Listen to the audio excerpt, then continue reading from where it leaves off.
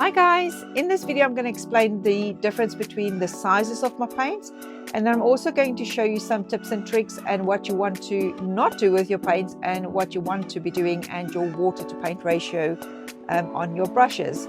So if that's something that you would like to see, then stick around and I will show you all the bits and pieces.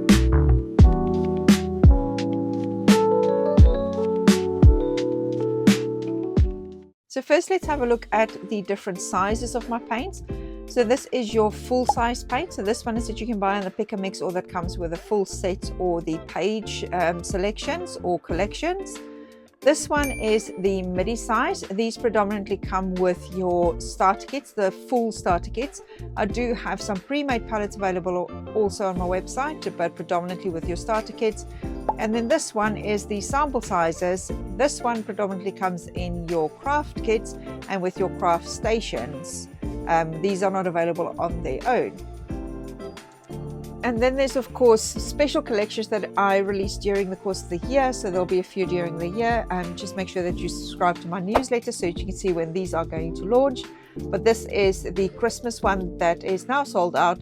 But just to give you an idea, I also do these cute little special edition collections as well. And the sizes for these is the same as the full size. They're different shapes, but it's the same amount of paint. Tools wise for the paint is really straightforward. Because they're water-based paints, you only need some water and a paintbrush. So obviously you're going to use your water, have water ready. I use a little pipette to just squeeze out some water or draw up some water so I can add that to my paint. I'll show you that in a second to help them rehydrate. Then I use a paintbrush. You can use any paintbrush. I have a full set of these available. They're 5 different sizes, and I absolutely love these because they hold their shape and they stay pointy for those detail bits that you need to paint. And last but not least is my wristband. So for the wristband, what I use that for is if I have too much water on my brush, I will just dab it on the edge, or sometimes you have a drop of water. I don't know if you can see it over there, and I can just wipe that off. Or my water to paint ratio on my brush is too much water, so then I will also just dab it on there. So those are the only tools that you'll need when you want to do your painting. Looking at the full size paints, when you receive them, they'll be in a little packet. I just cut the sides open of this one. The name will be on the bottom, and when you pop it out, it will have a little glue dot on the back. So just pull the backing sheet away, and then you can stick that onto your palette. So you can either have it on one of these palettes if you've purchased one of these palettes separately, or you did the bundle deal where you get the palette for free, or you can stick these onto your booklet pages if you buy the page collections or the full set. And then you can, on the booklet page, you can swatch it on this side as well so that you can see what your paints will look like.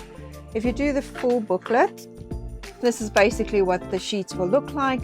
So you've got the name, you've got your paint, and then you've got your swatch there, so you can see exactly what the colors look like, so that when you paint, you can actually take them off the ring, just opening the ring and then slide them all out.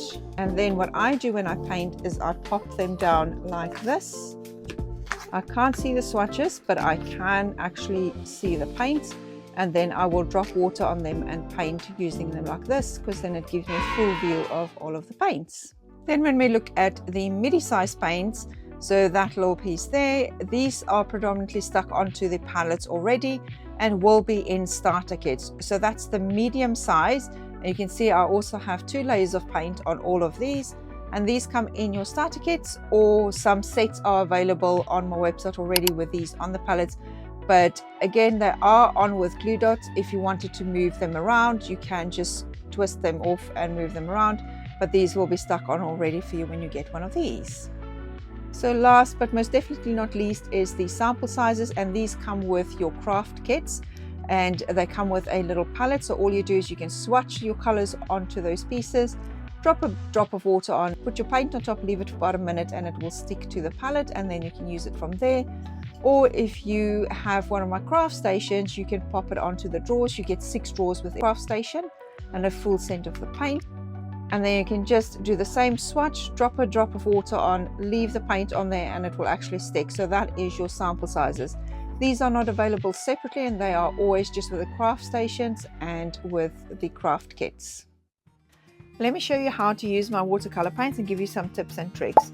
I've got two types of paints that I'm going to show you how to use, is my shimmer watercolor paints and then my glitter paint. So I'll show you how to use both of these. The first thing that you want to do is rehydrate the paints, and all you need for that is your little pipette, or you can use the end of your brush just to pick up a drop of water, and then I'm just going to put a drop of water on each one of those. And what you want to do is then walk away, leave that for a minute to rehydrate. Now what I do when I paint is I will get my paints out, add a drop of water to all the colors that I want to use, and then put that to one side, and then get all my designs and everything else ready. And by the time I come back, then that will be rehydrated. But what I want to do is show you guys what you should look for when you're painting and what your consistency needs to be. So for this one, I'm just going to swirl my brush in there, pick up some paint, and then I'm just going to paint straight onto the wood.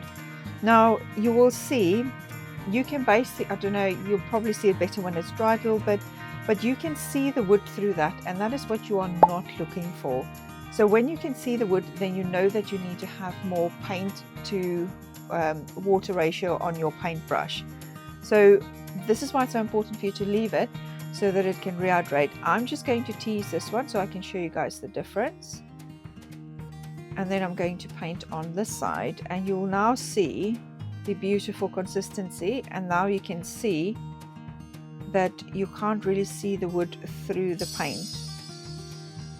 So if I just go around, dab my brush in the water, grab some more. So you're basically looking for, I hope you guys can see it, for like a creamy consistency. And this is what you want to see on your brush. So you want to see quite a lot of paint on your brush. And if there's water dripping down there, you know you've got too much water, and then all you need to do is just dab it on your wristband to get the excess water off. So I'm just going to go ahead and finish painting this little guy, and you'll see how far the paint goes as well.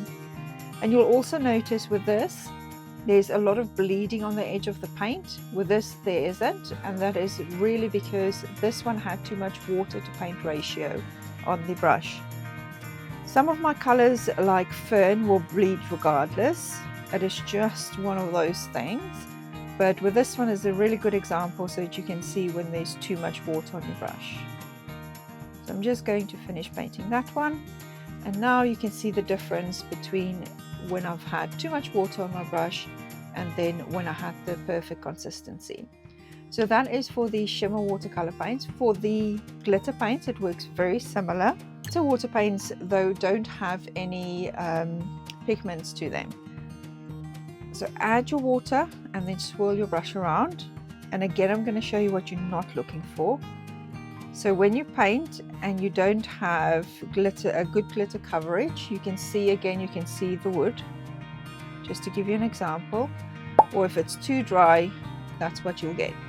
So that's what you don't want to see when you use the glitter paints. The glitter paints, because they don't have any pigment, if you wanted to just add a little bit of a glitter effect over another design, all you can do is just use very little and then just go over like that, and that will just add a little bit of glitter to your different elements. Now what you want to see with your glitter paint is a good amount on your brush. Basically your brush will puff up a bit because of all the glitter particles. When you use your glitter paint for the first time, it has like a little barrier, but you just need to break through the barrier and then you get to the glitter. And now if you look, you can see that I've got a good amount of glitter on that brush.